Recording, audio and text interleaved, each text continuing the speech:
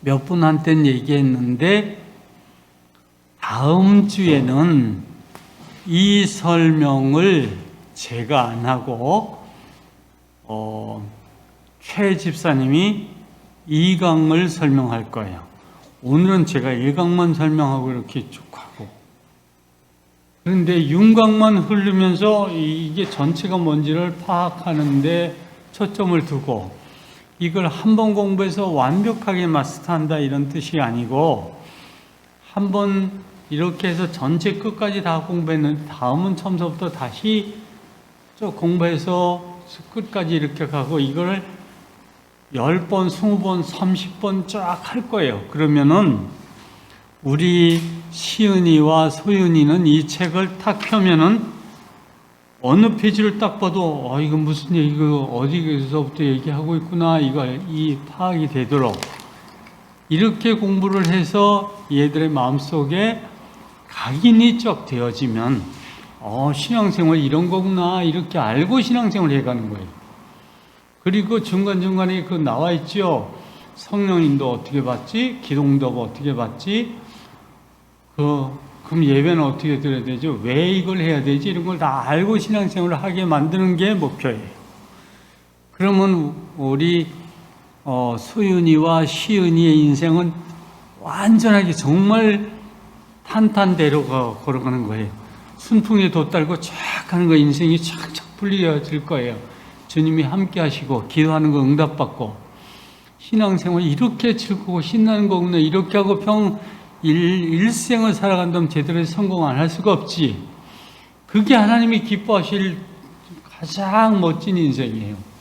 그런 인생을 살아가게 하고자 하는 거예요. 이건 우리 교회가 제일 먼저 이것이 전 성도가 다 되도록 만들고, 우리 한국 교회가 다 이렇게 되게 만들고, 이것이 전 세계가 이렇게 되게 만드는 게 그게 진짜 복음화예요. 그게 진짜 복음을 누리는 것이고 그리스도를 누리는 거죠. 하나님이 원하시는 게 그런 삶이지. 그때 진짜 하나님의 나라가 뭐죠? 이렇게 생각해 보세요. 하나님의 나라가 뭐예요? 이렇게 물으면 대답하기 곤란하죠.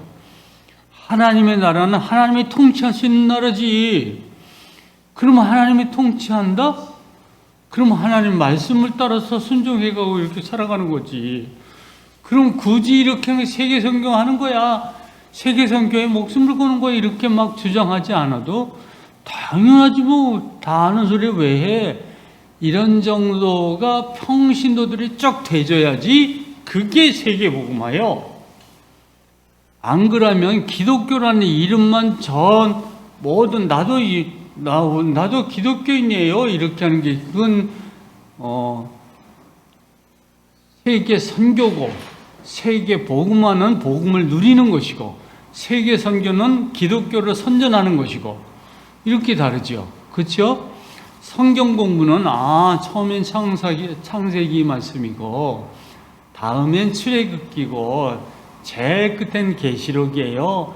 이렇게 공부하는 게 성경 공부고, 제자훈련과 성경 공부는 뭐가 다르냐? 제자훈련은 예수님의 제자가 되어서 제자가 되게 하는 게 제자훈련이죠. 예수님의 제자가 어떤 사람이 제자야? 너희가 내 말에 거하면 참 내 제자가 되고 진리를 알지니 진리가 너희를 자유케 하리라 이렇게 말씀하시잖아. 그럼 너희가 참 내 제자가 되리라 이렇게 말씀하시잖아. 그때 주님이 인정하는 제자가 되는 거야. 그게 예수님의 제자지.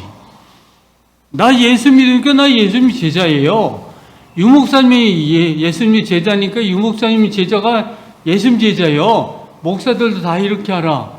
그건 개념이 다르지. 왜 개념이 다르냐? 어떻게 다르냐? 이렇게 달라요. 이런 설명들을 막 하다 보면 내가 말을 너무 많이 해가지고 내 기운이 다 빠져. 예배 실제로 설교하려면 너무 힘들어지니까 이제 처음엔 이렇게 하는데 갈수록 내가 설교를 짧게 할 거예요. 제가 지금도 짧게 하려고 아주 맹 노력을 다 해요. 그래서 오늘 설교 30분 내에 끝내려고 준비 다 해놨어요. 그런데 이 성경 공부하다 보면 기운 빠지니까 이거 목사님들 훈련시키려고 그러면은 목사님들이 와서 이 설명 다 하라. 그럼 난 설교만 이렇게 딱 하고 예배 끝나면 여러분도 좋고 나도 좋고 이렇게 예배 간단해서 좋고 뭐 이런 예배가 되지 않겠나.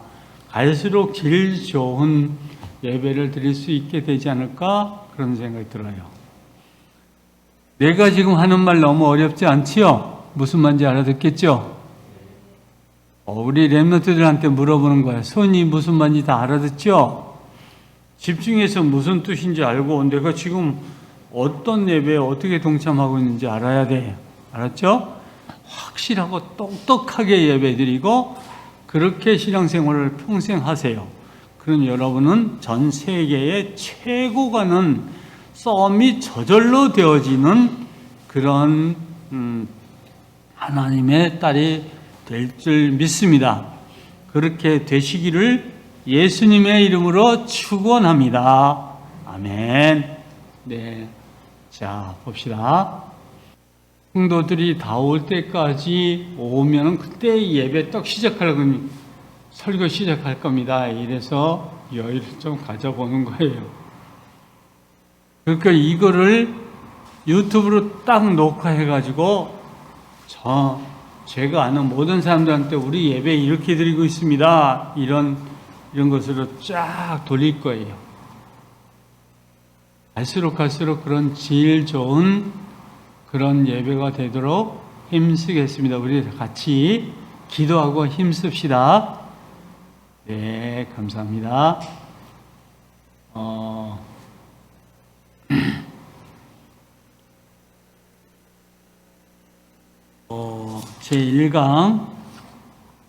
제1강 그 구원이 무엇입니까? 지금 보고 있어요?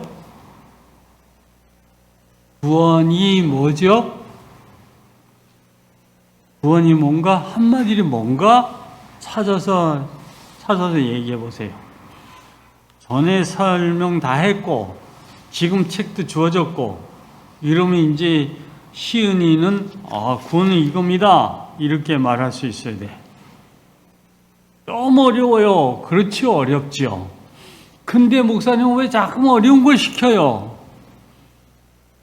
근데 왜 어려운 걸 시키냐면은 여러분 학교 가면은 쉬운 거면 공부 안 해요. 산수는 어려운 문제를 막 내주고는 그거 풀으라고 해. 그럼 못한다고 야단도 맞아. 그런 거 숙제도 내죠. 왜 그렇게 자꾸 합니까? 그렇게 하다 보니까 곱하기도 알고 넓이도 구하고 그렇게 그런 거를 알게 되죠. 그럼 나중에 생활할 때 그런 걸 다 활용할 수 있어요. 더 높은 학문을 배울 때는 그런 걸 기초로 해서 더 높은 학문을 잘 배울 수 있는 기초 닦는 거예요. 그러니까 이것도 마찬가지예요. 모든 거는 신앙생활하고 살아가는 중에도 하나님은 많은 어려움을 주셔요. 왜?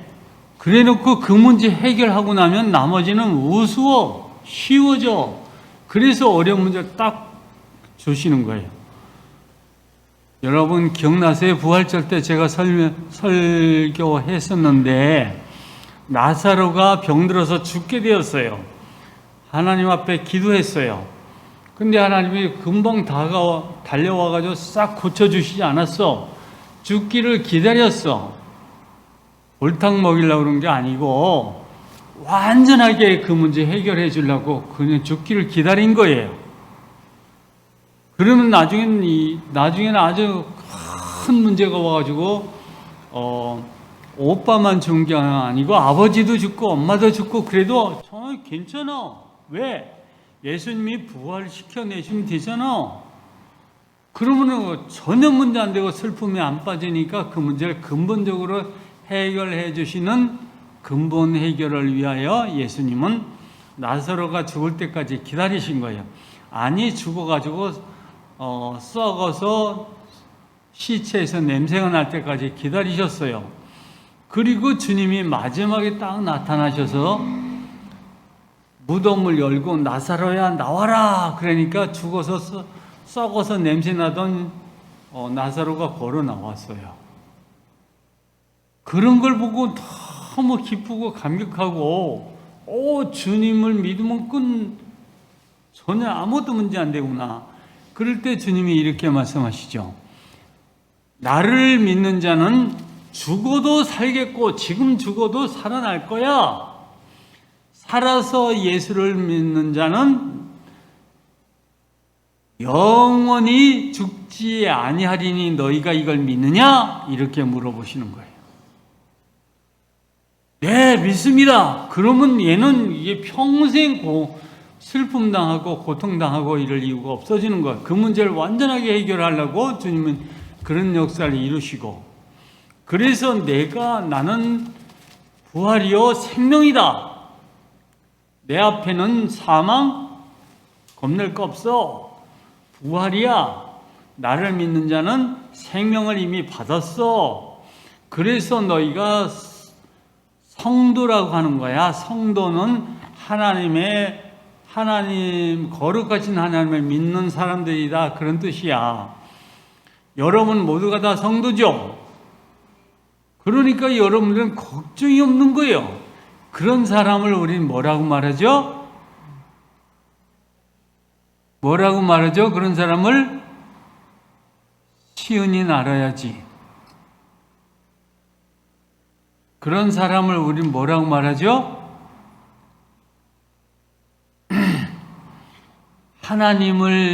예수님을 영접하고 난 생명을 가진 사람이야. 그런 사람을 우리는 뭐라고 해요? 소윤이 말할 수 있어요? 여기 이 교재 9페이지에 가면 있을 거예요. 9페이지에 가면 사진까지 딱 넣어가지고 보여준 거 있는데, 요 사진 이게 뭘 나타내는 사진이죠? 이게 뭘 나타내는 거야? 소인이 말해봐. 그렇죠. 바로 그거. 이게 렘넌트야, 이 렘넌트. 렘넌트는 그러니까 뭐 한 사람이라고? 생명 가진 사람.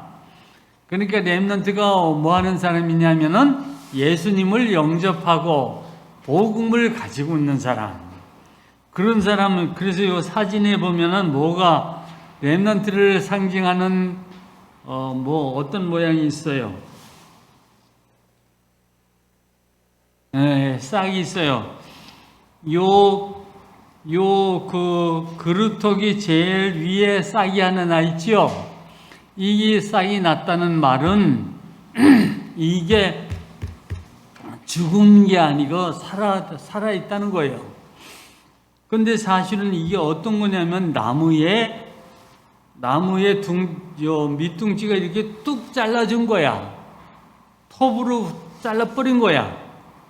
도끼를 찍든지 하여튼 이거 잘라진 거예요. 그럼 죽은 걸 텐데 죽지 아니하고 살았다는 증거로 싹이 난 거예요. 렘넌트는 이런 사람이에요. 죽어도 살겠고 살았다는 증거로 싹이 났고, 싹이 났다는 말은 양을 치고 있다는 거예요. 이 싹이 점점 커가지고 큰 기둥이 되는 거예요. 그러면 하나님 나라를 짓는데 큰 기둥이 돼버리는 거예요. 시은이가 그런 사람 될 거야. 소윤이가 이런 사람 될 거예요. 이런 사람 되게 하기 위하여 지금 소윤이와 시은이를 렘넌트라고 말하고, 이 렘넌트는 나중에 하나님 나라의 큰 기둥이 될 것이기 때문에 우리 초원교회의 기둥이라고, 최고로 중요한 사람이라고 말하는 거예요. 무슨 말인지 알았어요? 이 사진을 볼 때마다 그걸 생각하는 거야. 이게 몇 페이지에 있다고? 81페이지에 있다고. 그래서 이제 이 책을 딱 펴면은 어디에 뭐가 있다 이거 딱 기억해야 돼. 무슨 말인지 알았죠? 성경에 뭐라고 말씀되어 있느냐면은 밤나무와 상수리 나무가 배임을 당하여도 그 그루터기는 살아있는 것 같이 세상 사람이 다 코로나로 다 죽어도 시은이와 소윤이는 건강하게 살아있을 거야. 그런 말씀이에요. 그건 주님이 약속해 주신 말씀이에요. 그래서 시은이와 소윤이는 나중에 점점 커서 한 사람이, 시은이 한 사람이 100명을, 소윤이 한 사람이 1000명보다 더 소중한 사람이 될 것이다. 이렇게 말씀하시고 있어요. 성경 말씀에 그 약속이 있어요. 그거는 이렇게 되게 할 거다라는 주님의 약속이에요. 무슨 말인지 기억하세요?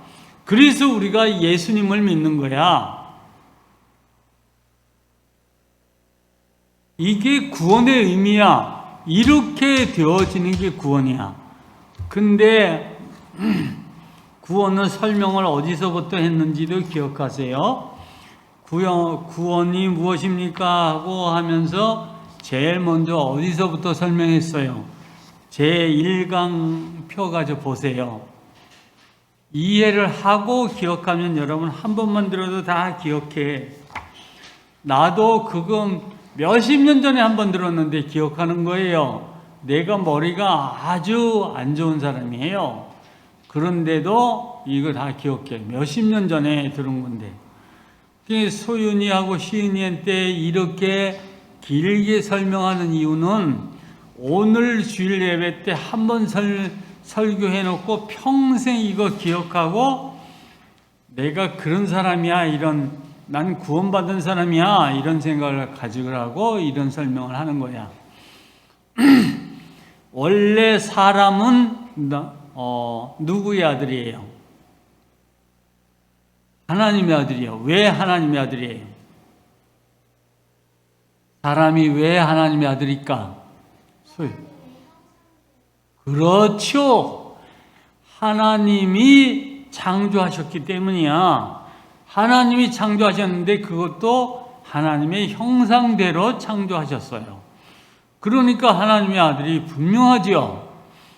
근데 우리가 왜 또 구원이 필요할까요? 왜 구원이 또 필요하죠? 근데 우리가 하나님의 자녀라는 신분을 언제 잊어버렸어? 시은이가 대답 한번 해보세요. 이게 이 구원이 무엇입니까? 라는 1강을 잘 읽어보면 그런 내용이 나와. 원래 하나님이 지으심을 받아가지고 하나님의 자녀인데, 그래서 에덴 동산에 살게 했었어요. 그렇죠? 기억나죠? 그래서 에덴 동산이 무슨 뜻이죠? 소윤이 잘할 텐데. 에덴이 무슨 뜻이라고 그랬죠? 예, 행복의 동산이 에덴 동산이. 가장 사람이 행복하게 살 수 있는 동산이 에덴 동산을 만들어 놓으시고 살게 했어요. 네, 알았어요. 이런 식으로 간단하게 설명하고 지나갈 거예요. 이걸 내가 이렇게 구체적으로 이렇게 시범보인이라고 이렇게 말한 거예요. 이건 앞으로 그래요? 더 간단하게 설명하면 못 알아들을까 봐.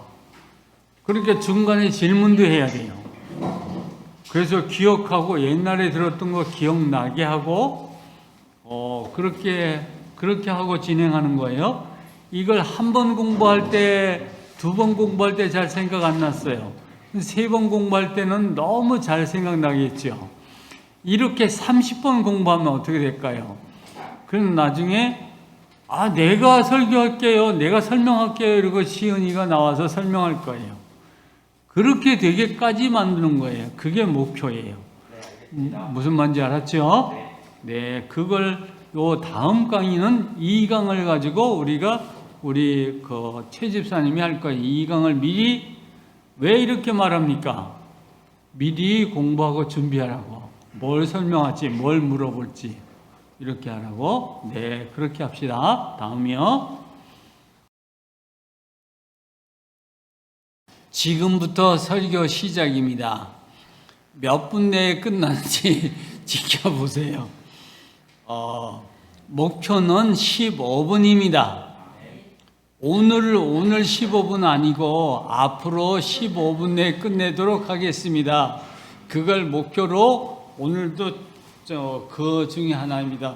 몇 시간, 4시간짜리를 30분으로 줄였는데 오늘도 한 30분 내에 끝내도록 힘써 보겠습니다. 네, 어서 오세요. 수고하셨습니다. 네, 시간 내 오느라고 땀이 흘렀죠. 네, 근데 감사합니다. 조금 늦게 숨차게 달려왔는데 하나님이 거기에 넘치도록 축복해 주실 줄 믿습니다. 자, 봅니다.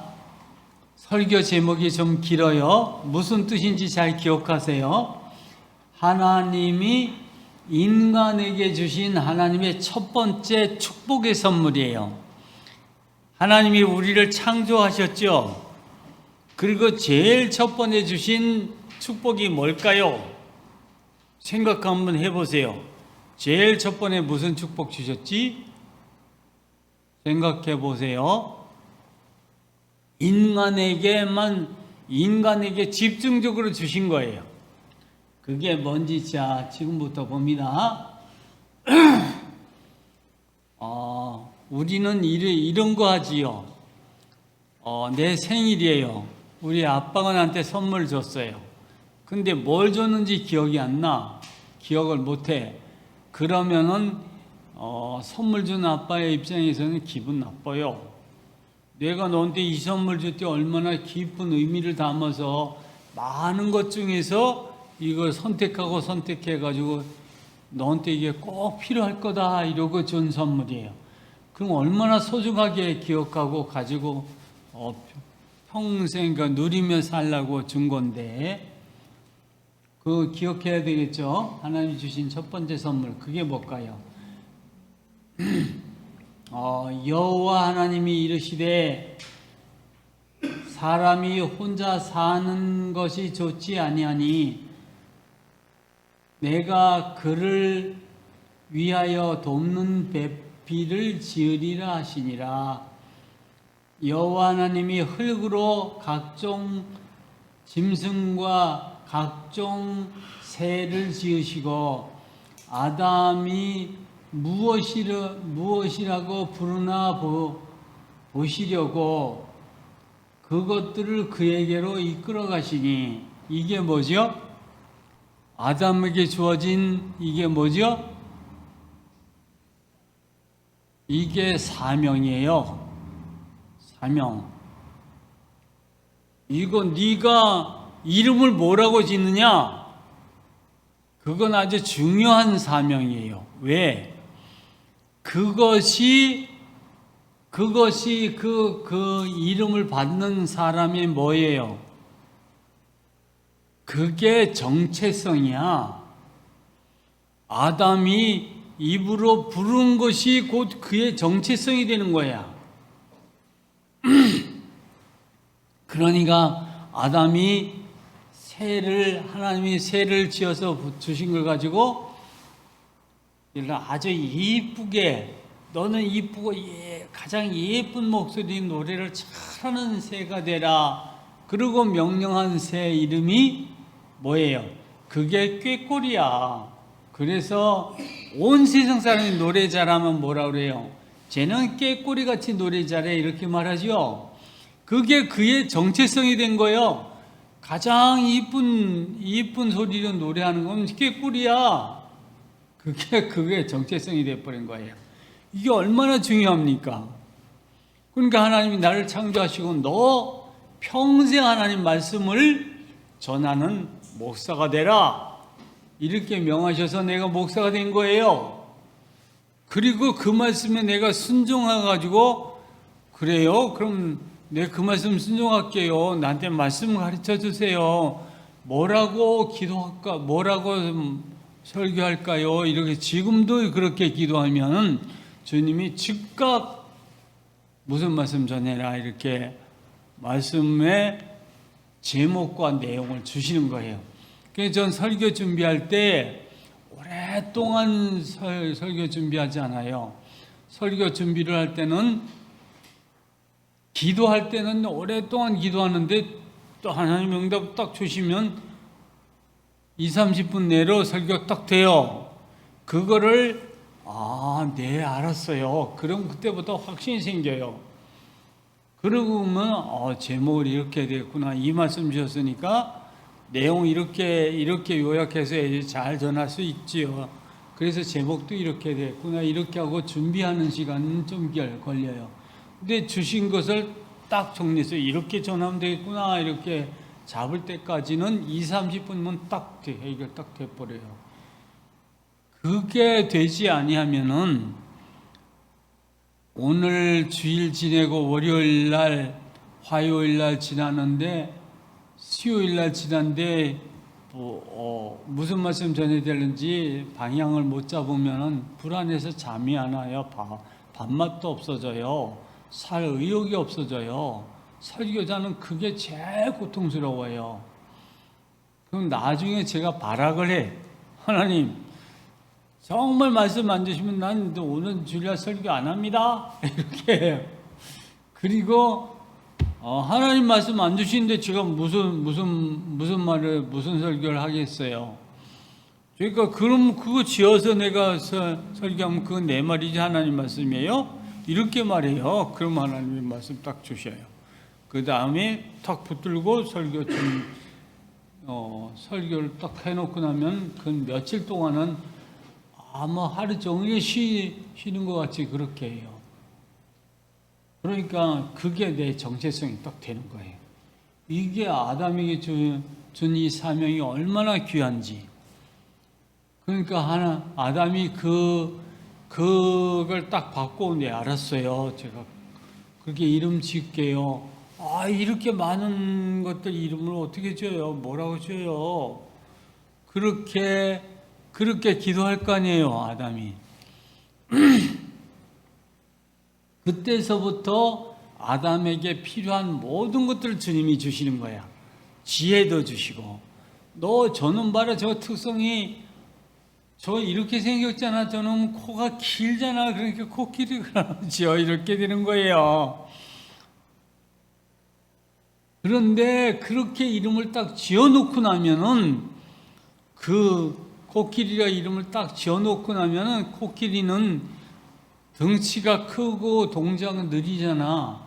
근데 어떤 짐승한테도 지지 아니하는 큰 힘을 주시는 거예요.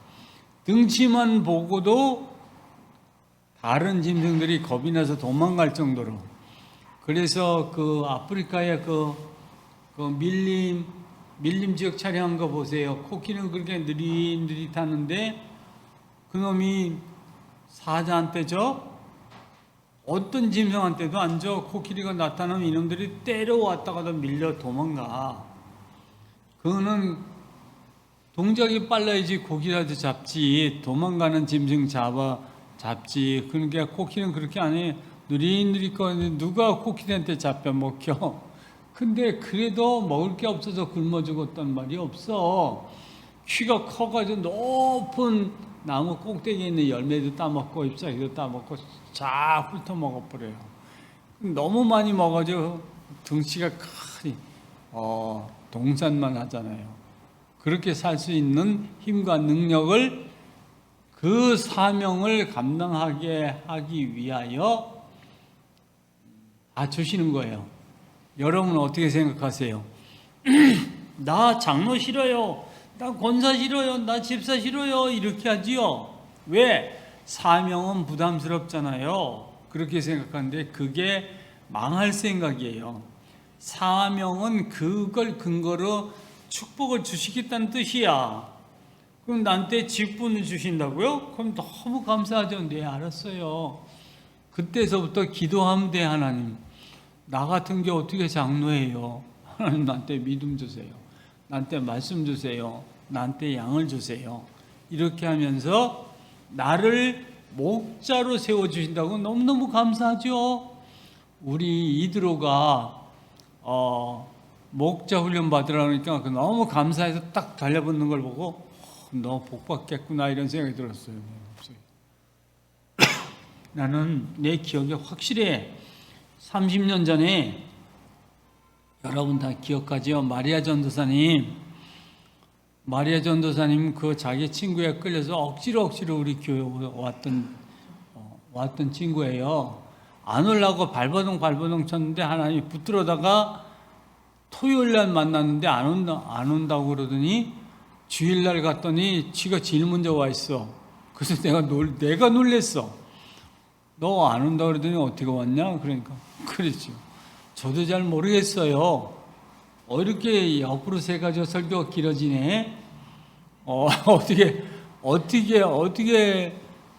내가 여기 왔는지 모르겠어요. 집 출발할 때만 해도 난 순복음교회로 가야지 이랬는데 거기 아는 사람이 있어요. 우리 친척이 순복음교회 하거든요. 그런데 와보니까 이 초원교회로 왔어요. 그래서 그래, 감사하다.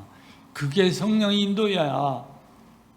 빌립을 잡아다가 전도하는 자리에 데려다 놓으셨다고 그랬잖아. 니는 하나님이 사명이 있어 데려다 놓은 거야. 그래서 성경 공부를 시켰어.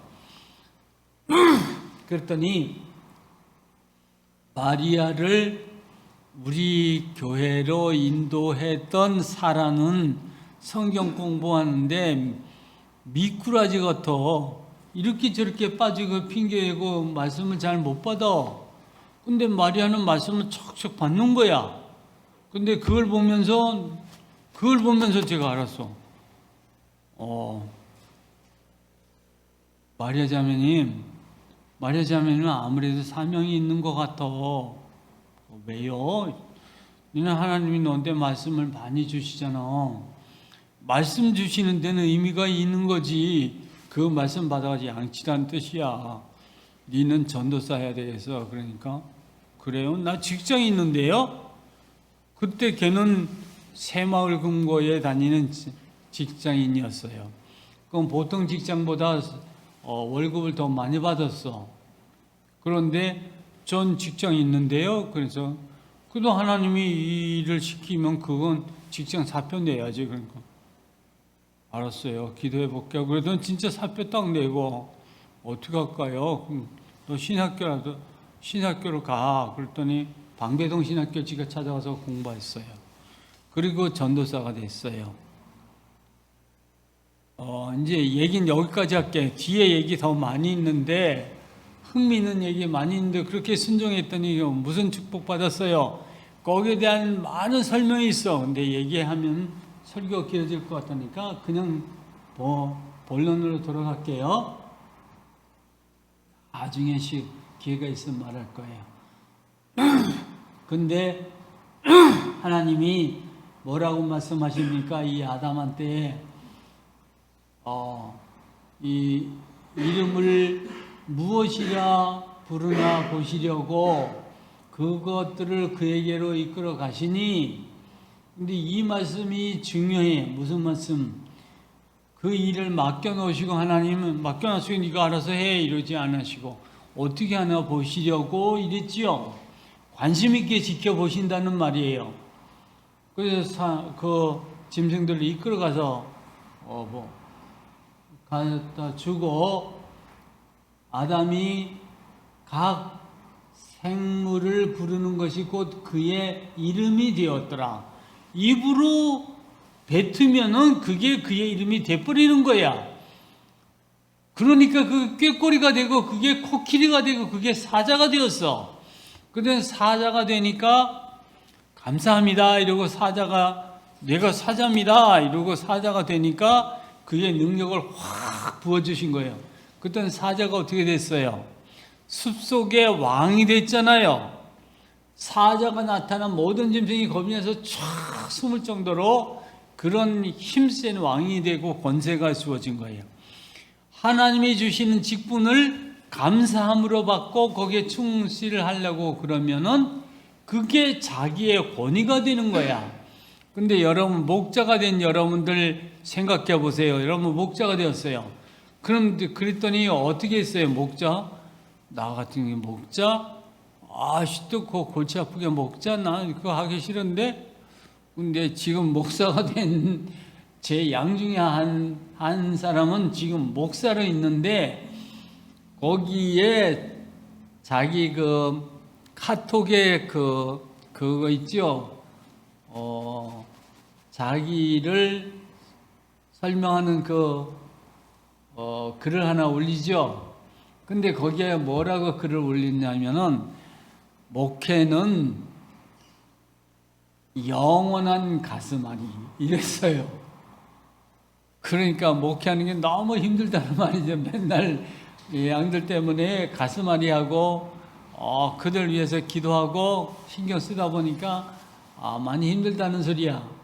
그러니까 걔 건강 안 좋아.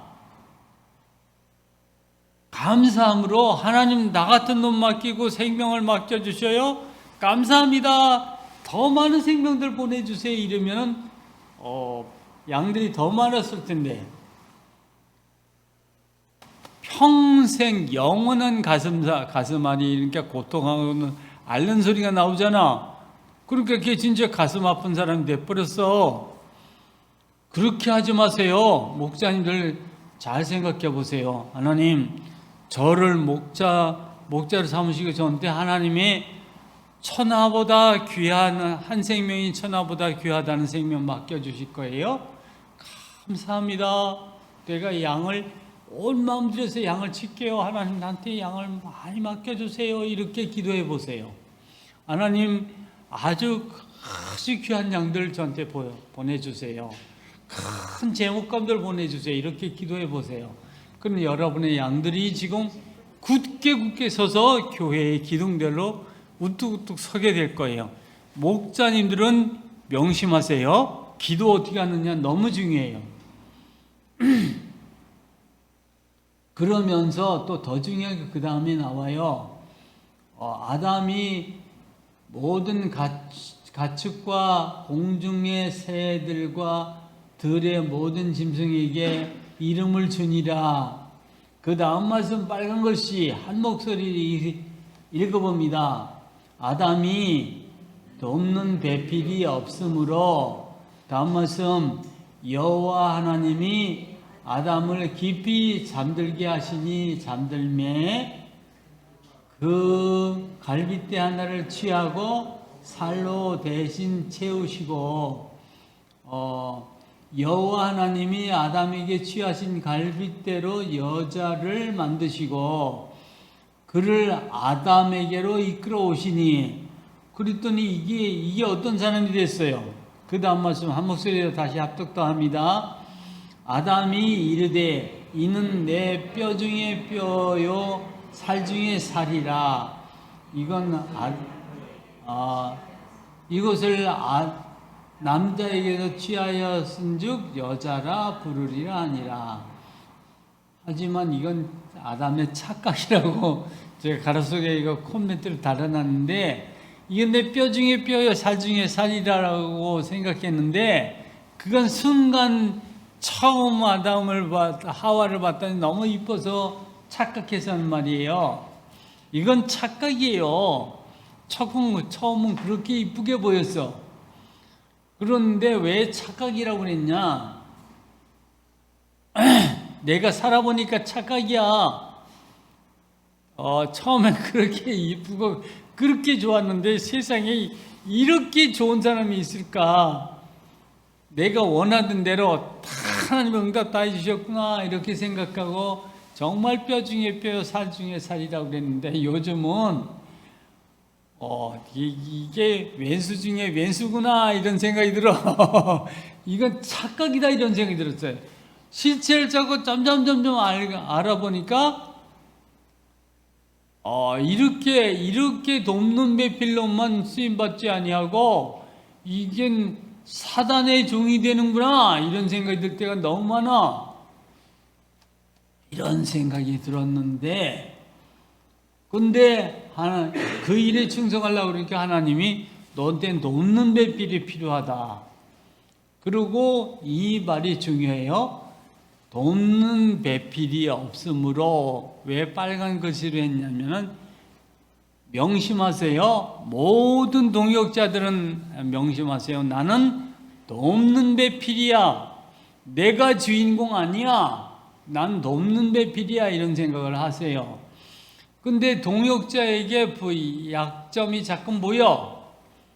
그러니까 우리 동역자들한테 가까이서 보니까 이게 정리도 할 줄 모르고 청소할 줄 모르고 온갖 잔소리를 계속 퍼부대니까 이게 돕는 배필이 아니라 이게 막이야, 이런 생각이 들어서 그렇게 귀하고 아름답고 이쁘고 이랬던 동역자가 왼수같이 느껴질 때가 너무 많아.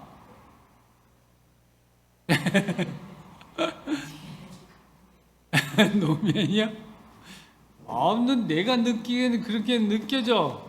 그런데 이것도 착각이고 오해일 수 있어요. 오해일 수 있어요. 쥐가 한 짓은 생각도 못하고 그냥 마냥 이렇게 입에 혀처럼 도와주기만 원하니까 그런 불평만 나오지, 도와주는 쪽은 왜 생각 못해 이 병신아 이러는 거예요. 그러니까 내가 꿀밤을 맞아가지고 머리가 이렇게 돌아버릴 정도로 뇌출혈 3번씩이나 걸려버렸잖아요. 그러다가 늙고 병들고 이런저런 기능이 떨어지니까 점점 갈등이 생기는 거예요. 이런 게 부부 갈등이 점점 심해지는 거예요. 그러니까 돕는 배필이라는 걸 잘 생각해 보세요. 그러면 동역자는 돕는 거야. 동역자는 돕는 거는 주체적으로 네 인생을 대신 살아주는 게 아니야. 네 인생을 좀 부족한 점을 도와주는 거야. 그걸 좋게 얼마나 해주길 원해 임마. 이런 생각이 저절 들려지는 거예요. 그건 내가 점점 우리 할머니가 나한테 이런 말씀을 자주 했어요. 야, 원래 옛말에 말 타면 종 부리고 싶다는 생각이 든다는 거야. 네가 너무 편안하니까 또 이게 필요하고 또 저게 필요하고, 그래서 지금까지 필요했던 걸 채워준 걸 생각지 못하고 또 필요한 것만 자꾸 요구하고, 수없이 요구만 자꾸 늘어나지. 그런 말씀이 한마디로 말씀하셨어요. 말 타면 종 부리고 싶다고 그러더라. 그 옛말에 우리 할머니가 아주 너무 내 귀에 못이 박히도록 가르쳐준 말씀이 참 많이 있어. 똥본 까마귀가 막 호들갑 떨고 이게 보물 만난 것처럼 막 떠벌린다는 거예요. 내가 어떤 것들이 너무 지나치게 막 좋다고 막 난리치면 그래. 똥본 까마귀가 짖더니 그런 말씀 하시더니 기억이 나. 살아갈수록 늘 그런 생각이 나요. 나는 우리 할머니가 우리 어머니보다도 나를 늘 손으로 키우시고 함께하고 이렇게 하셨어요. 근데 우리 늘 어머니보다 할머니가 더 많이 생각이 나. 그랬는데 그래요. 그렇게 살아가면서 자기 현재에 만족한 줄 모르면은 감사는 잃어버리고 자꾸 요구만 많아져, 불평만 많아져 가는 거예요. 그거를 말 타면 종 부리고 싶다는 옛말이 있어. 그럼 불평만 많이 한다는 거 고마워할 줄 모르고 제가 그런 꼴로 살아가요. 근데 돕는 배필, 돕는 배필로 주님이 하와를 주셨어요. 돕는 배필이 무슨 말입니까? 이거는 시스템적인 축복입니다. 시스템. 여러분 유목사님 때 시스템이라는 말을 많이 들었죠? 시스템이 뭐죠? 시스템이 뭐예요? 시스템이 뭐냐? 그러면 이 시스템에 대한 개념, 그거는 즉 구조적으로 지속적으로 일하시겠다는 기관이 시스템입니다. 하나님은 돕는 배 피를 아담에게 주시면서 시스템 구축을 해 주신 거예요. 그게 가정이에요. 그게 인간들에게 주신 첫 번째 축복이에요.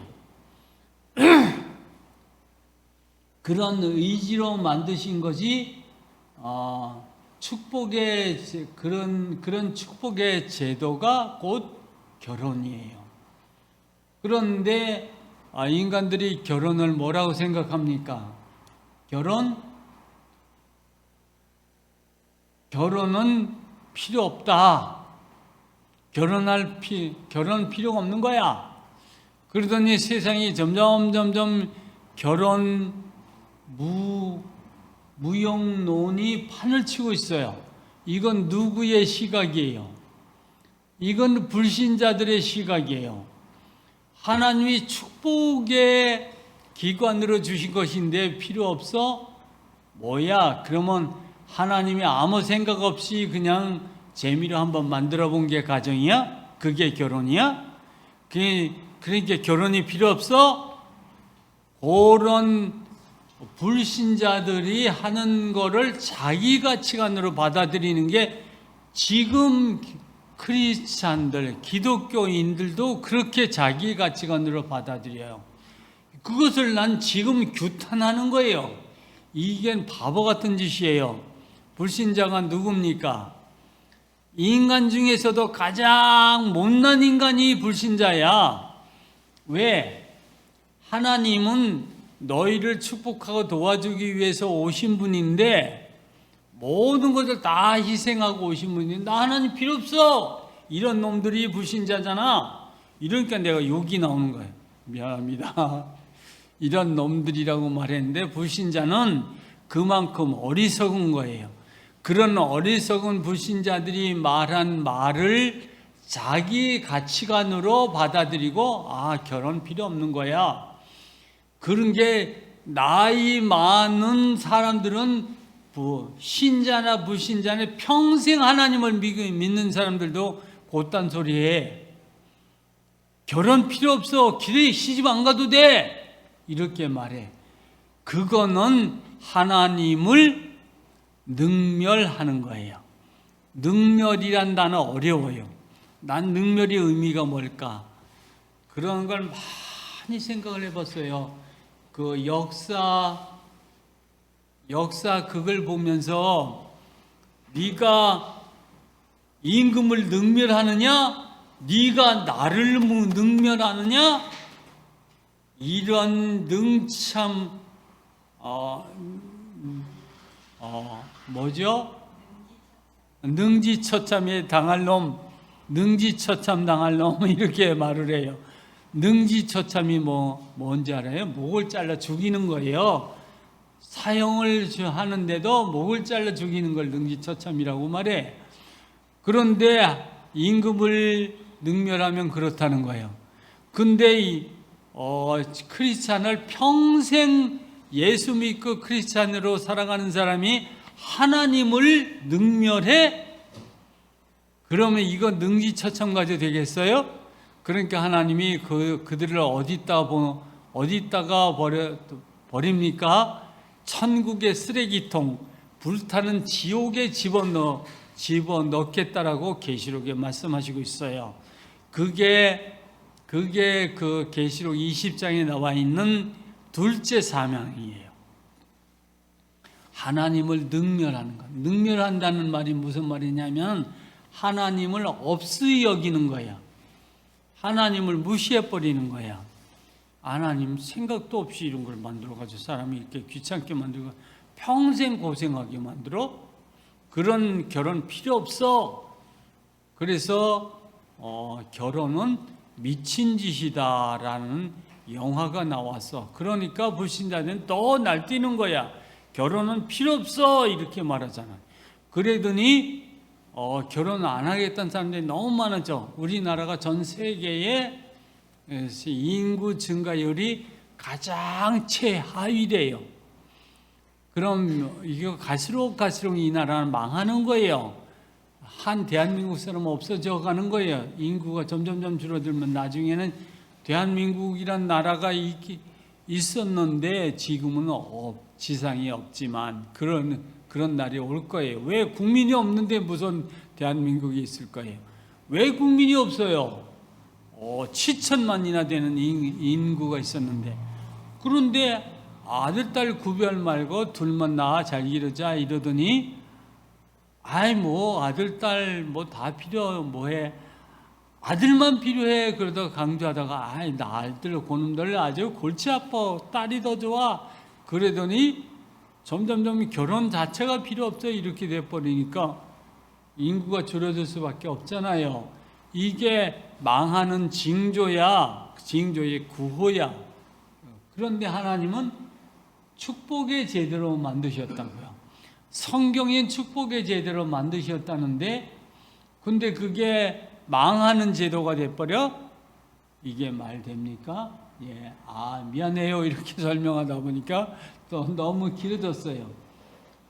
그냥 요것만 읽고 쭉 내려갈게요. 인간에게 반드시 이 기관인 가정이 필요하다는 뜻입니다.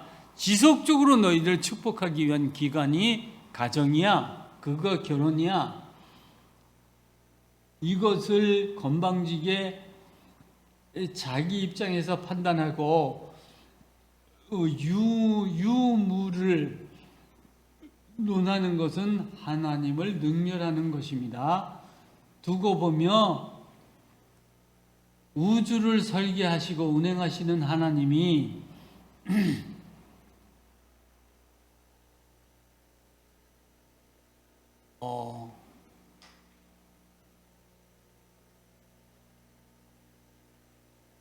예?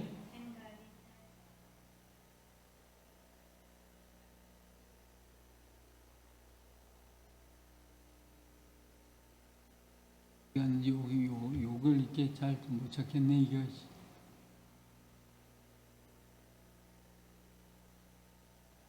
있지?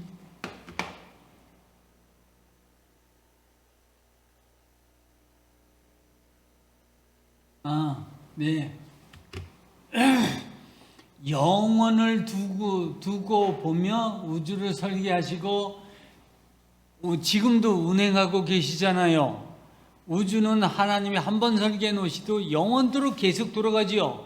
지금도 전 세계를 가만 내버려둬도 자동으로 돌아가도록 완벽하게 자동화 시스템을 만들어 놓으신 분이 하나님이에요. 이런 하나님이 생각이 짧아서 불필요한 결혼 제도를 만드시고 가정이라는 귀찮은 기관을 만들어서 가장 사랑하는 당신의 자녀들을 괴롭히며 죽어가게 하시겠습니까? 이렇게 판단하는 것이 능멸한다는 말의 개념입니다. 무슨 말인지 알았죠? 능멸은 하나님을 무시하는 거야. 하나님이 생각 없이 만들었다 이런 생각. 하나님이 뭔 생각이 있겠어? 사람을 뭘 알겠어? 이렇게 생각하는 거예요. 하나님을 막말로 개무시하는 거예요. 그것도 인간 중에서도 한참 모자란 불신자들이 철없이 하는 말을 주워 듣고 자기 판단 기준을 삼는 것은 이 시대의 대표적인 생각 없는 신자들의 행태입니다.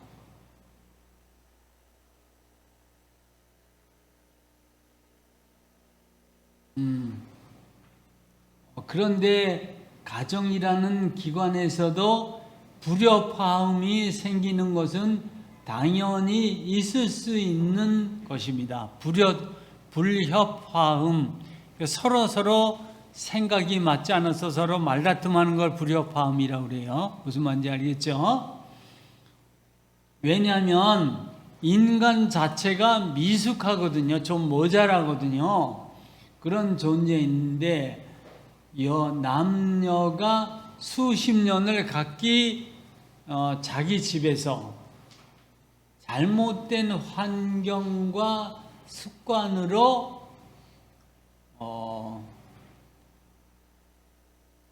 상처받고 각인된 그런 것들을 가지고 만났어요. 30년, 40년 동안 길들여진 습관을 가지고 만들었으니까 만나면은 싸울 수밖에 없죠. 그러니까 불협화음이 생기는 거는 어쩜 당연한 일이잖아요. 그게 옳다는 말은 아니야. 당연히 일어날 수밖에 없다 그 말이죠. 무슨 말인지 알았죠? 이거를 마치 옳은 것처럼 그래 그럴 수 있어 괜찮아 이렇게 말하는 거는 옳지 않은 판단이에요. 이건 과격한 판단이에요. 근데 이걸 가지고 또 이건 남편이 옳으니 아내가 옳으니 시시비비를 가르겠다고 누가 옳아 이렇게 판단하는 건 더 바보 같은 짓이에요. 누가 옳은지 판단해보자 이러고 가정법원 열고 재판해보고 그러는 건 바보 같은 짓이에요. 왜? 똑같은 거니까. 둘이 서로 잘못이 있으니까 이건 끝없는 싸움이 돼요. 그러니까 싸울 필요 없어요. 가정법원까지 갈 필요 없어요. 다 자기를 돌아보고 회개하면 끝나는 거죠. 그러니까 이혼 법정에 가는 건 바보 같은 짓이고, 자기 배우자가 지금 좀 문제가 있고 작은 말다툼이 벌어집니까? 그럼 내가 너무 무리한 요구를 하는가? 이런 생각을 상대편에서 생각을 해보는 그런 지혜가 필요해요. 그리고 하나님 앞에 이 두 사람을 만나게 하신 분이 하나님이지요. 그럼 저 사람을 내가 어떻게 이해하면 될까요? 어떻게 이해해야 될까요? 하나님, 저 사람을 만드신 분이 주님이시죠. 저 사람을 나하고 만나게 하신 분도 주님이시죠. 그러니까 저 사람의 마음도 주님이 주장하시고 이해의 폭을 넓혀주세요 라고 주님 앞에 기도하고, 내가 어떻게 뭘 회개하고 고치면 좋을까요? 이렇게 기도를 하면은 하나님이 점차 그거를 하게 바꿔지게 만드실 줄 믿습니다. 이건 모든 가정이 다 있어요. 그러니까 모든 가정이 다 이런 기도가 필요하고 주님께 여쭤보며 해결하는 것이 필요하다 그런 말입니다. 모두 이해하고 사랑으로 감싸 안아야 할 일이니까요. 인격, 생각, 습관이 각자의 습관, 각자의 상처, 다른 경험으로 인한 선입견, 또 오해에 의해서 갈등이 있을 수밖에 없겠지요. 그래서 불완전한 사람이니 서로 돕는 배필이 필요하다고 하신 이 돕는 배필이라는 말씀을 명심하고 묵상해 보시오. 그렇지요. 저렇게 부족한 사람이니까 내가 어떻게 뭘 도와야 될까? 뭘 도와야지 이게 풀어질까? 이렇게 생각해 봐라. 그런 말이에요. 그러므로 어려움이 있다는 것을 인정할 수밖에 없습니다. 그러나 어려움은 거룩한 하나님의 뜻을 위하여 헌신하는 데 따르는 것이므로 이 일의 어려움을 감당하는 일에 쓰임받고 있다는 것 자체를 영광으로 여겨야 돼요. 모든 사람이 다. 우리 부부가 무엇을 위해서 지금 가정이 됐죠? 하나님의 뜻을 위하여. 그러니까 내가 하나님의 뜻을 이루기 위하여 지금 이 어려움을 겪고 있는 건 감사한 일이지. 안 그럼 내가 썩어질 일을 위해서 고통하고 싸우고 이런 쓸데없는 짓을 할 터인데, 하나님 감사합니다.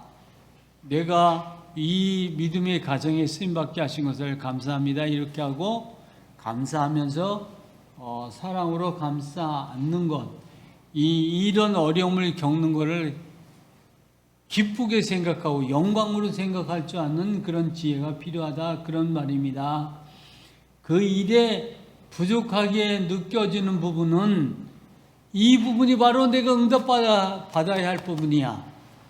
내가 이런 좀 힘든 배우자를 만나서 화목하게 가정을 이끌어가기 위한 내가 너무 부족하구나.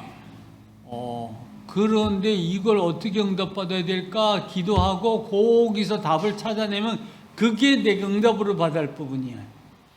하나님의 일을, 아주 중요한 일이지만 그 일을 감당하는데요, 많은 어려움이 생기는 거는 왜 어려움을 주십니까? 이 어려움을 통해서 너한테 응답을 주시겠다, 하나님이 어떻게 도우시는가 응답을 주시겠다는 뜻이에요. 요 다음 주에 보면 내가 이런 설교를 할 거예요. 무슨 설교를? 그건 이미 설교 방향이 나왔기 때문에 말하는데, 어려움을 주시고 이 어려움을 왜 주십니까? 라고 기도하면 네가 잡아먹어라 이렇게 말씀하시는 거예요. 베드로한테 아주 불결한 짐승들을 보자기로 가득 싸가지고 내려주시면서 기도하는데, 열심히 기도하는데 내려주시면서 이걸 왜 주십니까? 네가 잡아먹어라, 일어나 내가 잡아먹어라 그러시는 거예요. 그러니까 베드로가 깜짝 놀라서 이거 부정한 짐승이라서 먹지 말라고 하셨잖아요. 그런데 지금은 잡아먹어라 이렇게 말씀하시는 거예요.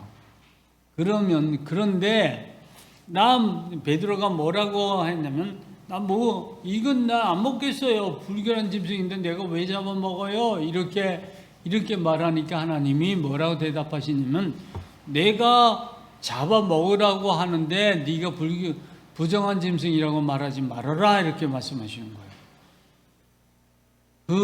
그 말이 무슨 말일까요? 하나님 왜 이랬다 저랬대요? 난 헷갈려요 이러지 마시고, 그럼 어떻게 잡아먹을까요? 이건 징그러서 난 못 잡아먹겠어요. 이거 먹으면 나는 구토가 일어나는데 어떻게 먹어요? 이 더러운 걸 내가 어떻게 먹어요? 이런 게. 그러면은 여러분, 더러운 중에서 가장 더러운 짐승이 뭐죠? 모든 사람들이 다 더러운 짐승이라고 말하는 짐승 뭐죠? 더러움의 상징. 여러분이 너무 좋아하는 거야.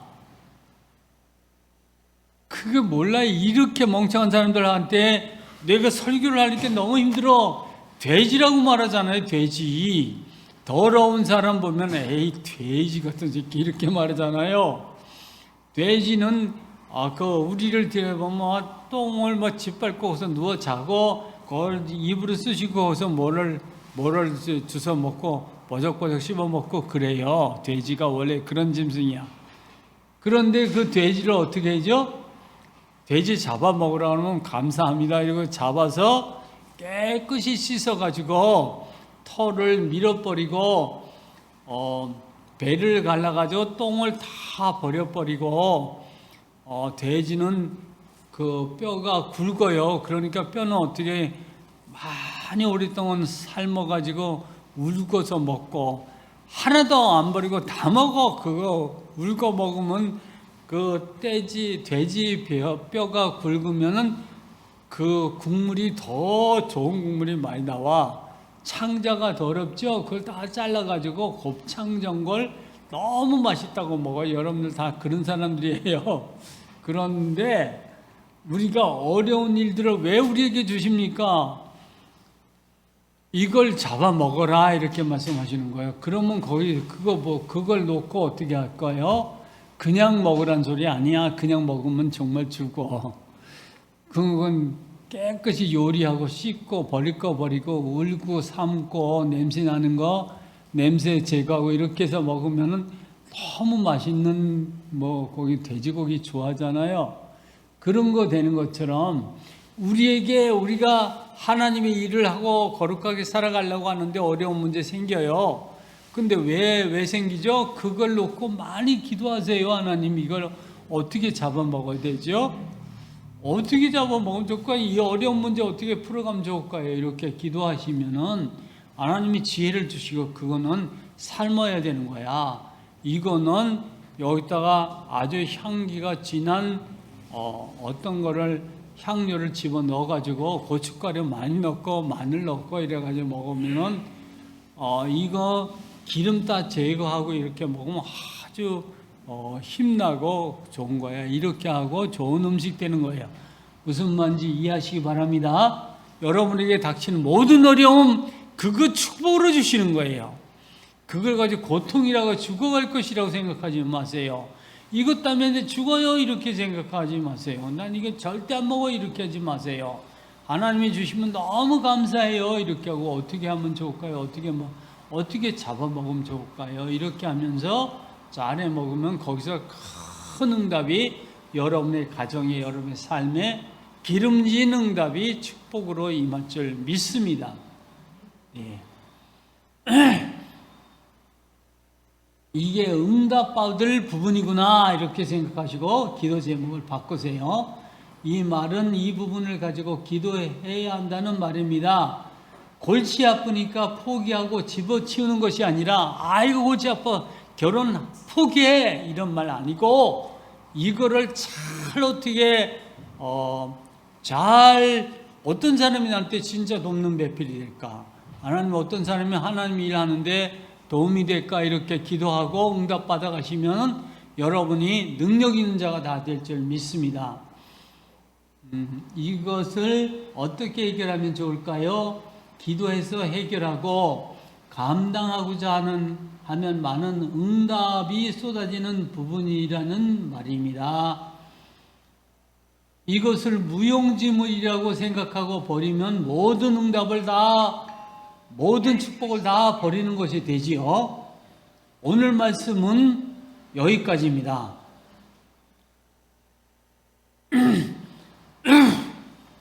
그래서 이 말씀을 준비했어요. 하나님이 우리에게 주신 첫 번째 주신 축복이 뭐냐면 그게 결혼이고 그게 가정이에요.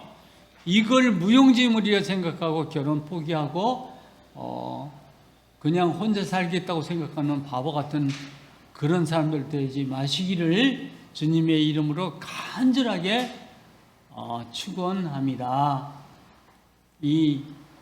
그래서 하나님이 예비하신 모든 축복을 누리는 성도님들이 되시기를, 그리고 또 우리 모든 후대들이 자자손손이 전부 다 이 축복을 누리는 그런 가정이 되시기를 예수 그리스도의 이름으로 축원합니다.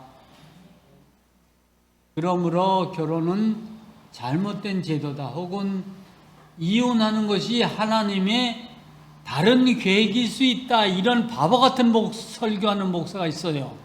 그래서 이런 병신, 이게 하나님 말씀이야? 이런 생각이 들어서 내가 욕을 하는 거예요. 그러면 안 되는데 그런 생각이 드는 거예요. 결혼 제도 자체 무용론은 오늘 하나님을 능멸하는 죄악입니다. 하나님의 계획을 무시하고 우리가 받을 분복을 버리는 어리석은 행동이라는 것이 분명합니다. 다만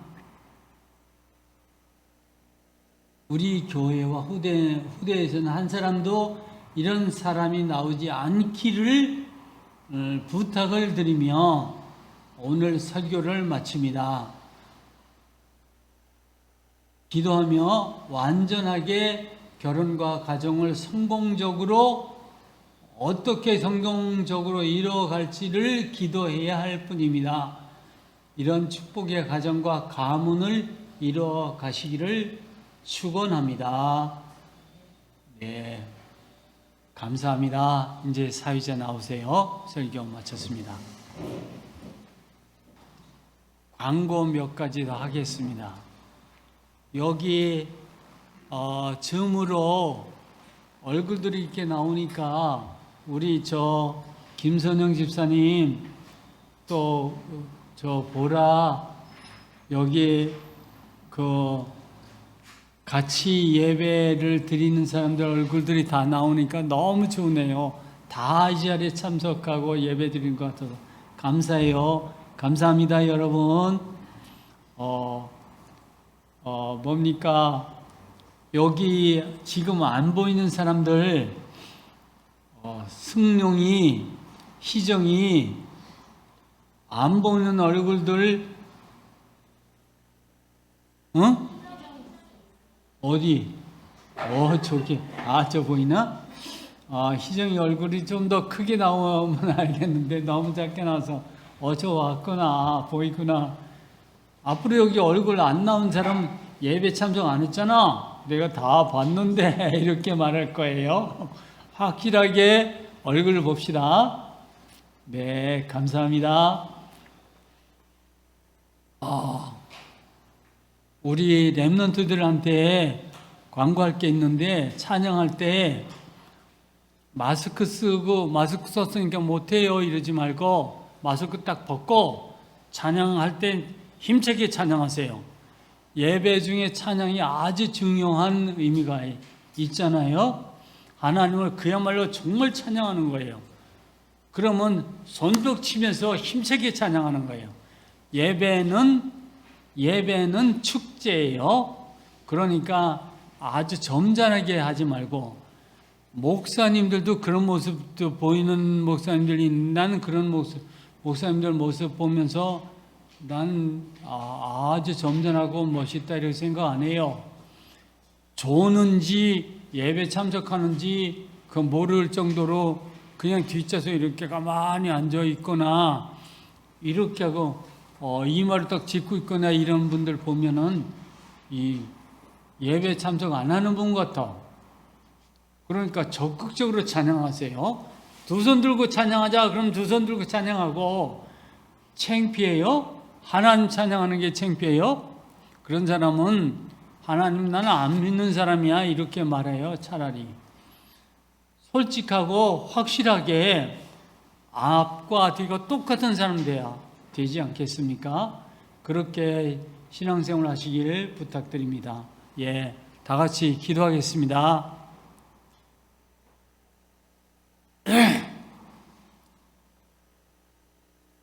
하나님 아버지, 은혜를 참 감사합니다.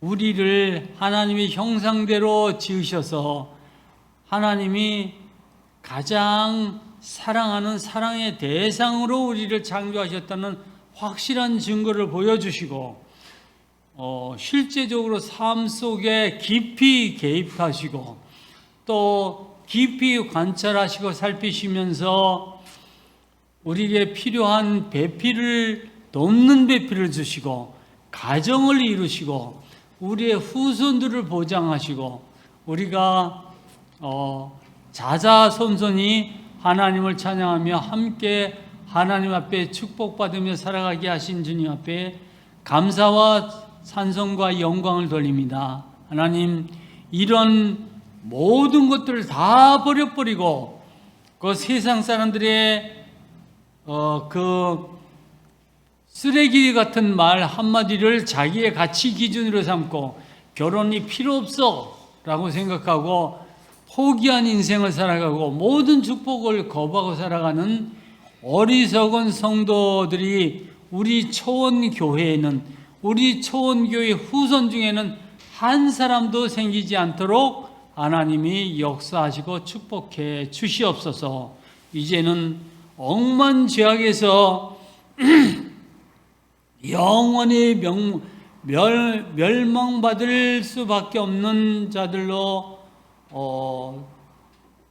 살아가는 저희들을 찾아오셔서 구원하시고 우리의 모든 문제를 해결해 주시고 우리를 생명의 길로 인도하시고 우리의 천하보다 귀한 말씀을 주시고 언약을 주시고 그 언약 붙들고 기도하는 자마다 주님이 약속하신 모든 축복을 다 받아 누리는 누림의 삶을 살 수 있도록 임마누엘의 축복을 누리며 살아가게 하신 우리의 아버지 하나님 아버지, 극진하신 사랑하심과 성자 하나님의 놀라우신 사랑하심과 지금도 성령님의 감화, 감동, 내주, 교통, 인도, 역사하시는 성령님의 역사하심이 오늘 주님 앞에 나와서 예배드리는 모든 초원교회 성도님들의 심령 위에, 그 가정 위에, 자자손손 위에 이제로부터 영원히 함께 하실지어다.